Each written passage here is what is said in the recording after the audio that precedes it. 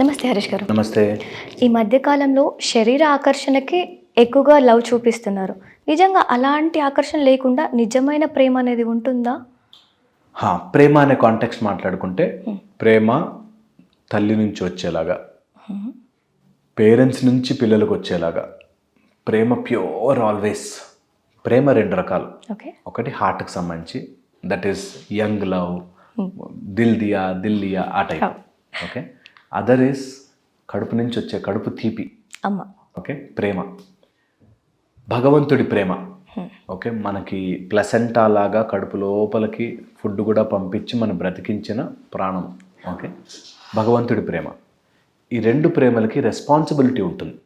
అది కష్టమైన మనకి పాపం ఇష్టంగా తింటున్నాడని ముక్కుతో తినివ్వదు, దగ్గి బయటికి పంపిస్తుంది. ఓకే. సో ప్రేమకి ఆల్వేస్ రెస్పాన్సిబిలిటీ ఉంటుంది. నేను ఏం చేస్తున్నాను, ఎలా చేస్తున్నాను, కమిట్మెంట్తో రెస్పాన్సిబుల్గా ఉండే ప్రేమ నిజమైన ప్రేమ. శరీర ఆకర్షణకి లోనైన ప్రేమ ఎప్పుడు విత్ ట్రాన్సాక్షనల్, నాకేంటి నీకేంటి అనే దాంట్లో ఉంటుంది. అండ్ త్వరగా శరీర ఆకర్షణ వచ్చిన ప్రేమ పడిపోతుంది. ఇన్ఫాచ్యుయేషన్స్ చాలా తొందరగా శరీరము నుంచే పుట్టుకొస్తాయి. బట్ స్లోగా over a period of time అది రియల్ ప్రేమగా మారే అవకాశం కూడా ఉంది. ఫస్ట్ అలా అట్రాక్ట్ అయినా తర్వాత స్లోగా వాళ్ళ జీవితకాలం కలిసి ఉండే ప్రేమలు ఉంటాయి. కానీ ఎవరైతే శరీరము కోసమే ఆర్ శరీర ఆకర్షణతోనే ఉంటారో వాళ్ళ ప్రేమ ఎప్పటికీ నిజం ఉండదు. అందులో ఎప్పుడు కూడా ఏదో ట్రాన్సాక్షన్, నాకు వాట్ యు గివ్, నాకు ఆనందం ఉందా లేదా అని చూసుకునే వాళ్ళు చాలా చాలా త్వరగా అది సపరేట్ అయిపోతారు. అండ్ అది తొందరగా నచ్చకుండా పోతుంది, సఫర్ అవుతారు. శరీర ఆకర్షణ లేకుండా ఉండే ప్రేమ, ఫస్ట్లో ఒకవేళ కలిసి ఉన్నా లేకుండా ఉండే ప్రేమ ఫర్ ఎవర్ బ్యూటిఫుల్ మెమరీస్ వదులుతుంది. శరీర ఆకర్షణతో ఉన్న ప్రేమ నీడ్ అండ్ వాంట్కి వెళ్ళిపోతుంది. శరీర ఆకర్షణలో ఒక బ్యూటిఫుల్ మాలిక్యూల్ ఉంటుంది. ఆ మాలిక్యూల్ వల్ల జరుగుతున్న ఒక problem, that is more and now అనే ఒక ప్రాబ్లం ఉంటుంది. శరీర ఆకర్షణతో ఉంటే ఇంకా కావాలి, ఎక్కువ కావాలి, మోర్ ఇప్పుడే కావాలి, నౌ అనే క్వాలిటీ శరీర ఆకర్షణ క్వాలిటీ.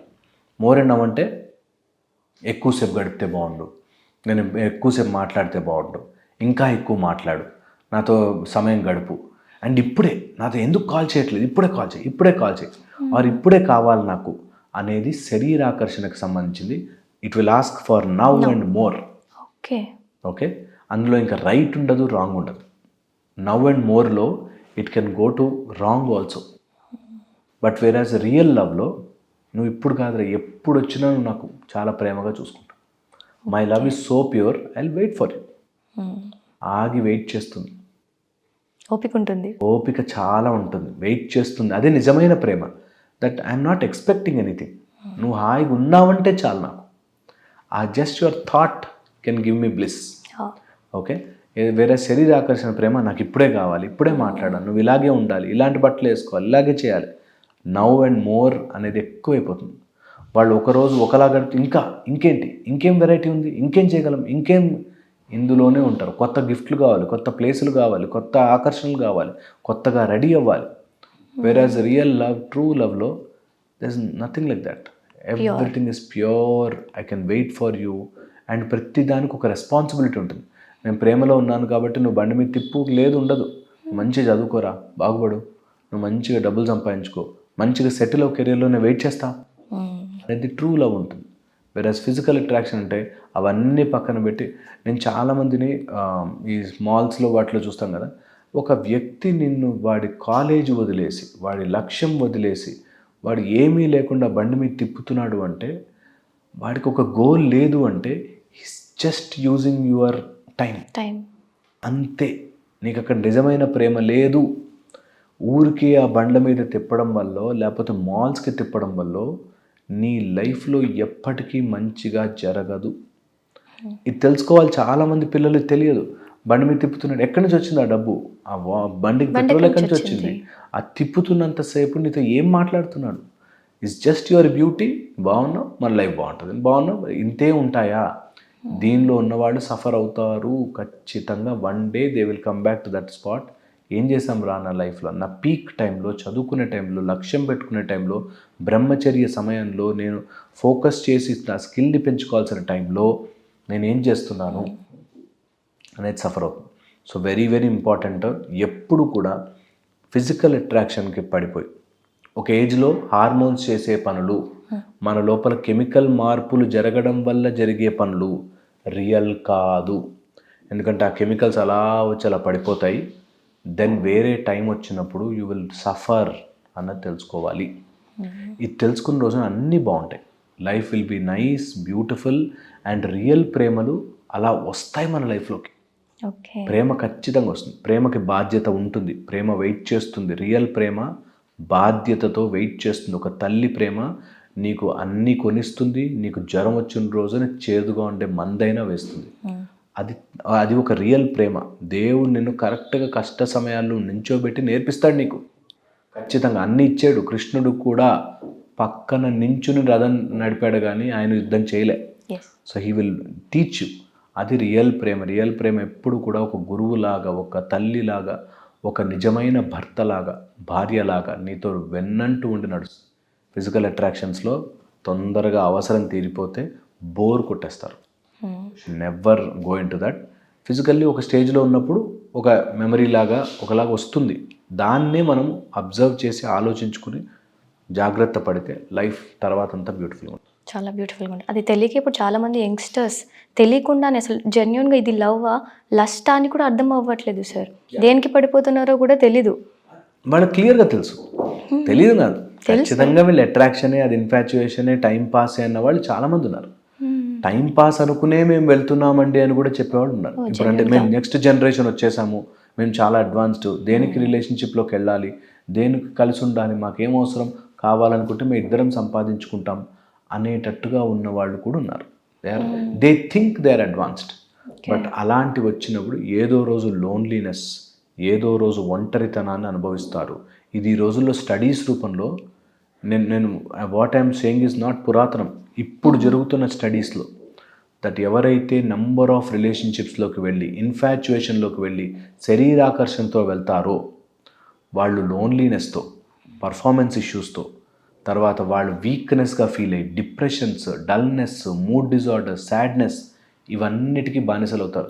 ఎందుకంటే ఒకరోజు అట్రాక్ట్ అయ్యారు, వెళ్ళారు, తిరిగారు, 1 month అయిపోయింది, ఇంకొకళ్ళు వచ్చారు, ఒక 4-5 అయ్యాక ఏంటి my life, some day you have to settle at one, some day వస్తుంది. నేను అప్పుడు వెనక్కి చాలా ఇమేజెస్ అయిపోయి ట్రామా అనుభవిస్తారు. So very very careful. అలాంటివి అస్సలు ఎంకరేజ్ చేయకు. టైం మన కోసం ఆగదు, అబ్సల్యూట్లీ ఆగదు. అండ్ టైం నేర్పించేస్తుంది, బుద్ధి చెప్తుంది, ఖచ్చితంగా ఒక డే తీసుకొస్తుంది. వెరీ విల్ ఆల్ సఫర్ అంటారు కదా హరీష్ గారు, గట్టిగా దెబ్బ తగిలితే అన్ని సెట్ అవుతాయి అన్నట్టు. తగలాల్సిందే, అప్పుడే సెట్ అవుతారు. ఇప్పుడు మనం ఎంత చెప్పినా కానీ వాళ్ళకి వీళ్ళేంటి మాకు చెప్పేది అనుకుంటారు, కానీ ఒక రోజు ఖచ్చితంగా వస్తుంది. అండ్ అలాంటి విషయాలు వాళ్ళు అలాంటివి సపోర్ట్ చేసే వాళ్ళు చాలా గొప్పగా కనిపిస్తారు ఆ టైంలో. ఆ టైంలో ప్రేమ అలా బండ్లు వేసుకుని తిరగడమే గొప్పది, నచ్చినట్టుగా బతకాలి, లైఫ్ ఓన్లీ వన్స్ ఉంటుంది, ఈ టైప్లో చెప్పేవాళ్ళు చాలా గ్లోరిఫైడ్గా, కలర్ఫుల్గా, అద్భుతంగా కనిపిస్తారు. అదే వర్స్ట్ పార్ట్. అలాంటి చెప్పేవాళ్ళు చాలా కలర్ఫుల్గా, అలా చెప్పని వాళ్ళంతా చాలా బోరింగ్గా కనిపిస్తారు. బట్ దెన్ సఫర్ అయ్యేది వాళ్ళే. ఆ టైంలో తెలీదు, దాని తర్వాత వాల్యూ తెలుస్తుంది. సో నిజంగా ప్యూర్ లవ్ ఉండే వాళ్ళలో ఎలాంటి లక్షణాలు కనిపిస్తాయండి? అంటే మామూలుగా ఇతని జెన్యూన్ లవ్ అని చెప్పడానికి ఎలా తెలుస్తుంది? Very important. First is emotionally stable ఉంటారు. ఇప్పుడు ఈరోజు కుదరదు అంటే no problem, I can wait అనేటట్టు ఉంటారు. జెన్యూన్ లవ్ ఉంటుంది. సెకండ్, ఇద్దరికి ఒక కామన్ గోల్ ఉంటుంది, ఒక లక్ష్యం ఉంటుంది, నేను లైఫ్లో ఎలా ఎస్టాబ్లిష్ అవ్వాలని.